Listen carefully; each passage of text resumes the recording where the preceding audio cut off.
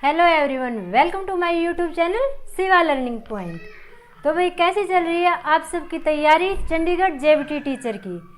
भाई आप सबको पता है कि चंडीगढ़ जेबीटी टीचर की एग्ज़ाम डेट रिलीज़ हो चुकी है। अप्रैल लास्ट में इसका एग्ज़ाम है, ठीक है।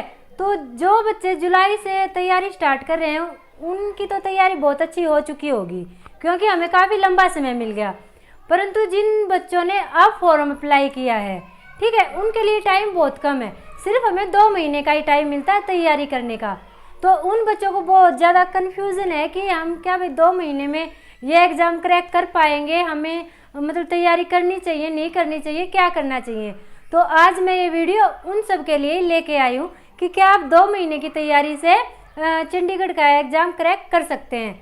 हाँ जी, बिल्कुल कर सकते हैं, क्योंकि दुनिया में कुछ भी इम्पॉसिबल नहीं है। क्यों? क्योंकि इम्पॉसिबल में खुद छिपा होता है आई एम पॉसिबल, ठीक है। तो मैं आज आपके लिए 2 मंथ की स्ट्रैटेजी लेके आई हूँ, जिसे आप फॉलो करके चंडीगढ़ जेबीटी टीचर को क्वालिफाई कर सकते हो, ठीक है।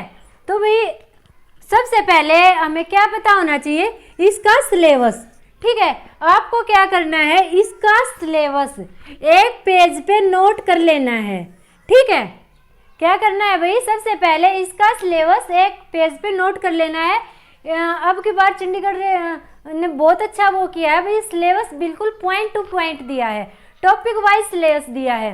इससे क्या होगा, बच्चे अपनी तैयारी बहुत अच्छे से कर पाएंगे।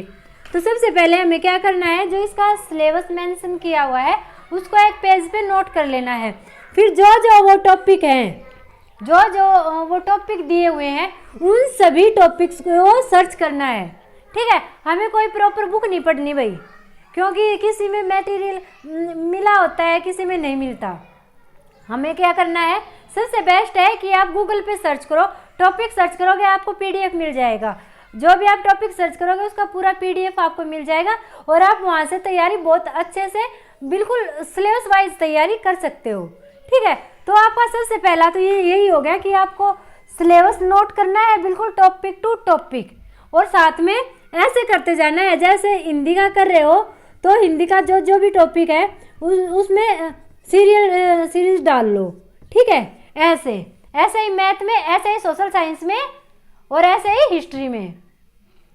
समझ नहीं आ रहा जाने की बोल रही हूँ। तो क्या करना है भाई, बिल्कुल टॉपिक वाइज सीरीज नोट करनी है। उसके बाद हमें क्या करना है, अपनी स्ट्रैटेजी अपनानी है।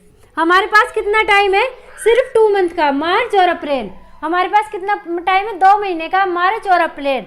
हमें इसी में अपनी तैयारी फुल करनी है। और जो बच्चे भाई जुलाई से तैयारी कर रहे हैं वो इसके मतलब इस स्ट्रैटेजी को अपना के अपना रिवीजन कर सकते हैं और अपने मार्क्स बढ़ा सकते हैं। तो हमें मार्च में क्या करना है भाई, सबसे पहले तो नोट कर लो कि हमें प्रतिदिन 6 से 7 घंटे पढ़ाई करनी है।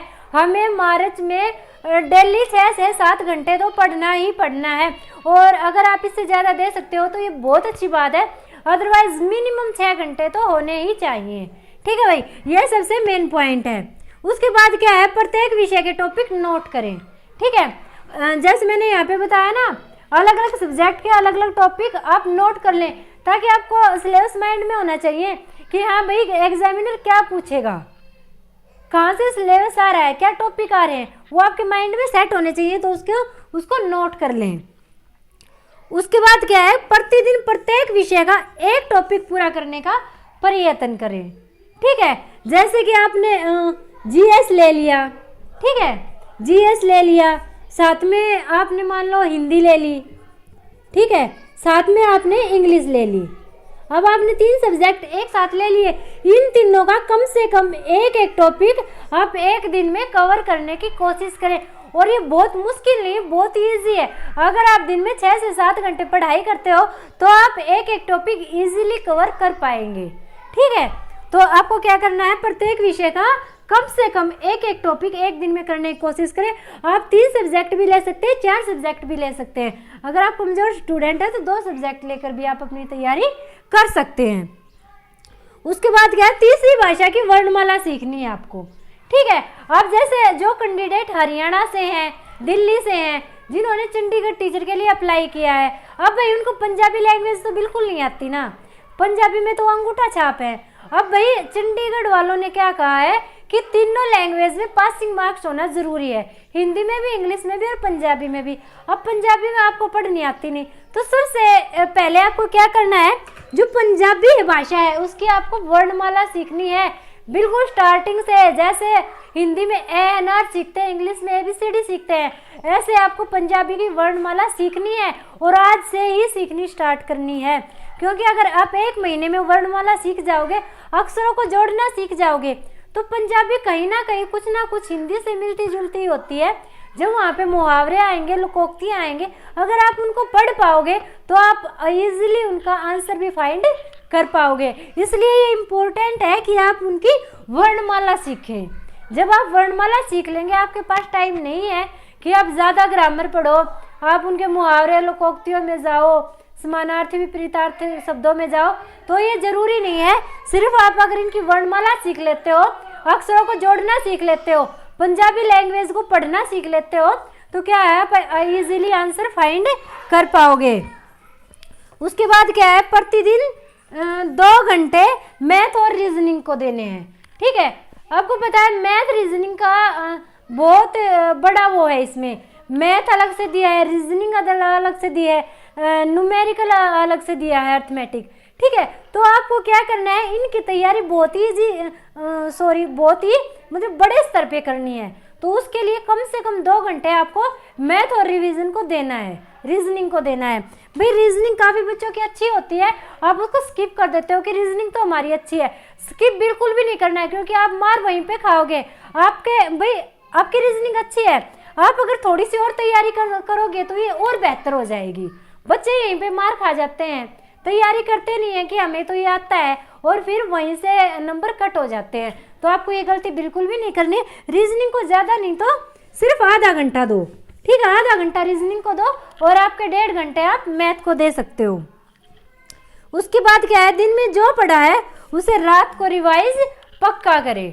ठीक है, क्या करना है, दिन में आपने जो भी पढ़ा है उसको रात को रिवाइज करें। रिवाइज करने का सबसे बेस्ट तरीका मैं आपको बताती हूँ। ठीक है, आपने कोई भी एक टॉपिक उठाया, मान लो आपने भाई संविधान का टॉपिक पढ़ा है, संविधान की प्रस्तावना, इसका मतलब कब ये लागू हुआ था, जो भी इसके बारे में पढ़ा है, एक पेज का छोटा सा टुकड़ा लो, बिल्कुल इतने साइज का एक टुकड़ा लो, उस पर छोटे छोटे अक्षरों में मेन हैंडिंग लिखो। ठीक है, जैसे कि भाई संविधान का निर्माण कब हुआ था, ये लागू कब हुआ था, प्रारूप समिति के अध्यक्ष कौन थे, मतलब जो भी इम्पोर्टेंट पॉइंट आपने इस टॉपिक में देखे थे वो सारे इस पेज पे नोट करो। और उसके बाद जब आप रात को सोने जाओ तो उस पेज को अपने हाथ में लेके इजीली रिवाइज कर सकते हो। सिर्फ 5 मिनट में आप पूरा टॉपिक रिवाइज कर लोगे। ठीक है भाई, ये रिवीजन का सबसे बेस्ट तरीका होता है। और जब आप मॉर्निंग में सुबह उठो तो दोबारा से इस पेज को सिर्फ 5 मिनट लगेगी, रिवाइज कर लो, आप फिर इसको कभी भी भूल नहीं पाओगे। ठीक है, ये था भाई सबसे अच्छा तरीका कि हम अपने सिलेबस को इतने कम समय में कैसे कर सकते हैं। अगर आप ये चीज़ें फॉलो करते हो तो आप आपके सारे सिलेबस को 1 महीने में कवर कर पाओगे, क्योंकि इतना ज़्यादा बड़ा सिलेबस दिया नहीं है, बहुत ही कम सिलेबस दिया है।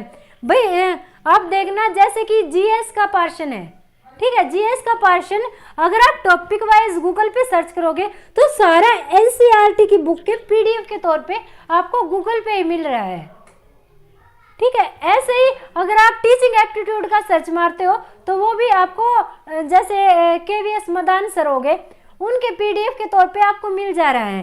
तो सारा मटेरियल आपको पीडीएफ के तौर पे गूगल पे अवेलेबल है, तो आप वहाँ से तैयारी कर सकते हैं। तो ये था भाई हमारा मार्च की स्ट्रैटेजी। अब हम चलते हैं अपनी अप्रैल की स्ट्रैटेजी पे कि अप्रैल महीने में हमें क्या करना है। अप्रैल महीने में हमें कम से कम 10 से 15 पीवाईक्यू करने हैं। पीवाईक्यू मतलब प्रीवियस ईयर क्वेश्चन पेपर करने हैं। कितने? कम से कम 10 से 15। अगर आप इसे ज़्यादा कर पाते हो तो बहुत अच्छी बात है, अदरवाइज कम से कम 10-15 तो आपको करने ही। इससे क्या होगा कि आपकी स्पीड इम्प्रूव होगी। ठीक है, आप जल्दी जल्दी से करना सीखेंगे। आपको पता चलेगा कि चंडीगढ़ टीचर का एग्ज़ाम किस टाइप से आता है, एग्जामिनर क्या पूछता है, डिमांड क्या है एग्जामिनर की।